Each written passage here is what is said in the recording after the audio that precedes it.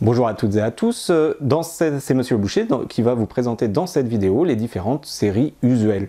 Pour qu'on soit clair, quelles sont les séries qui sont au programme, comment les utiliser, attention à quels paramètres doivent être mis sur la copie, doivent être pris en compte. Bref, on va revoir toutes ces séries usuelles, à savoir les séries géométriques, géométriques dérivées, la série exponentielle et bien sûr les séries de Riemann.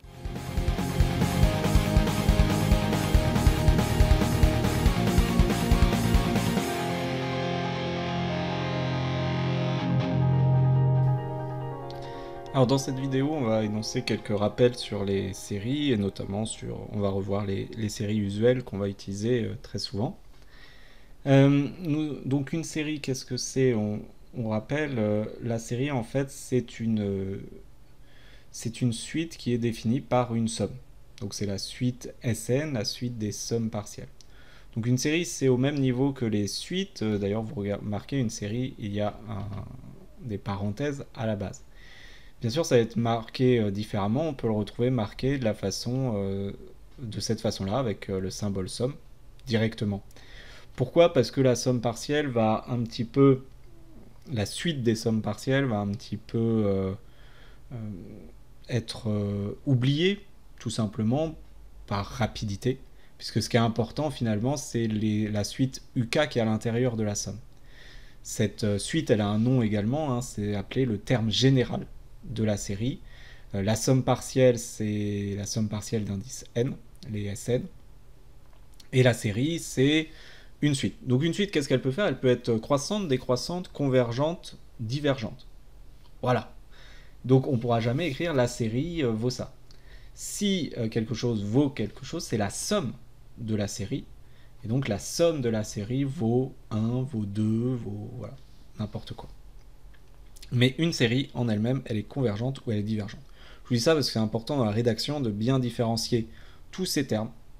Vous avez la série c'est la suite. Vous avez les sommes partielles, où là les sommes partielles ce sont des suites, clairement, enfin ce sont des termes de suite sous la forme d'une somme. Donc c'est vraiment des termes sous la forme d'une somme, c'est de la forme somme de k égale 0 à n duk.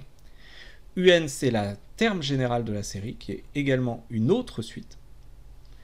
Et si une série converge, alors la somme qui va de 0 à plus l'infini, ou de 1, ou on peut commencer à 1 à 2, eh bien c'est la somme de la série.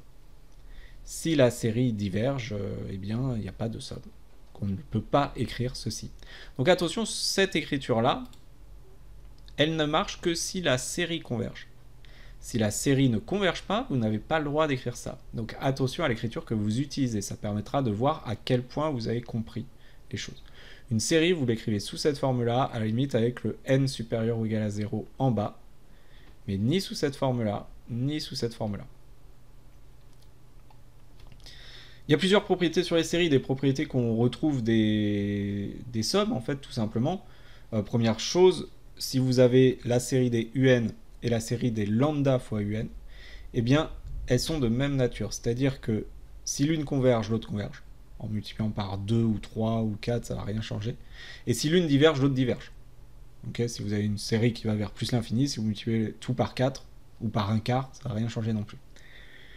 Et lorsqu'elles convergent, eh bien évidemment, on peut sortir le lambda. Là, il y a vraiment une différence notable avec les sommes, mais cette différence, on va la retrouver à chaque fois. C'est-à-dire que les propriétés, c'est les mêmes que pour les sommes ou presque, mais il faut à chaque fois vérifier que les séries convergent pour qu'on ait les mêmes propriétés. Mais sinon, ça va souvent marcher. Pareil pour la somme, si toutes les séries convergent, alors la série un plus vn de terme général un plus vn converge, et on a la fameuse somme, linéarité des séries.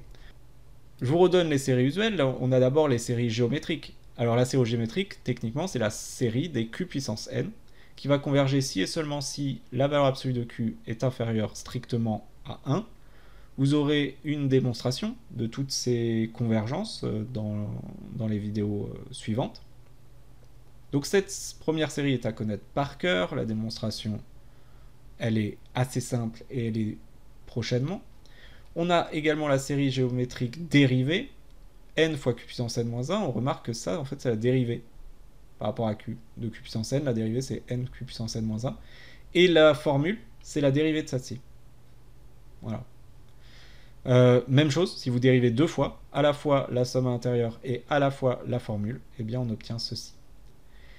Là encore, vous aurez la démonstration qui utilise le côté où il faut dériver, mais vous allez bien comprendre, c'est pas aussi simple que ça si on veut l'écrire en toute rigueur, bien entendu. C'est pour ça d'ailleurs qu'on n'a que 2 formules supplémentaires. On pourrait continuer en fait, si on dérivait 3 fois, eh bien on dériverait ce terme-là et ça marcherait également.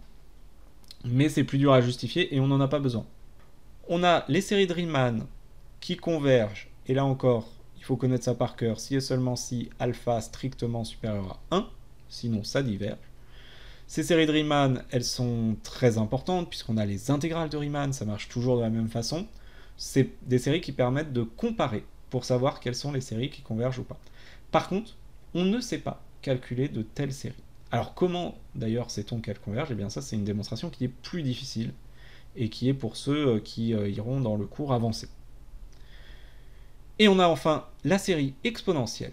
La série exponentielle qui est la somme des x puissance n sur n factoriel qui vaut e de x. Alors cette série, elle est convergente, elle vaut e de x. Remarquons quand même que la série exponentielle, c'est intéressant.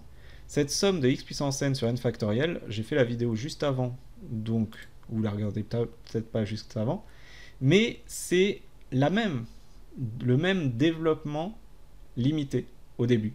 1 plus x carré sur 2 factoriel, plus x3 sur 3 factoriel, en 0. Et en fait, c'est comme si on avait pris ce développement limité et qu'on l'avait continué jusqu'à l'infini. Le fait de faire ça, c'est pas du tout au programme, c'est pas une démonstration du coup, puisque pourquoi ça marcherait en fait de faire ça? Dans la formule de Taylor-Young, hein, il y a un petit taux à la fin, il faut s'arrêter, etc. Et là, c'est comme si on avait pris la formule de Taylor-Young et qu'on avait continué jusqu'à plus infini. Voilà. Voilà tout ce que je peux dire sur les séries. Sur les astuces, bien sûr, ce qui va être utile, ça va être les calculs et comment les utiliser donc dans les autres exercices associés. J'espère que tout est clair. Si ça ne l'est pas, bien entendu, vous posez les questions sur le forum de la classe ou bien en classe.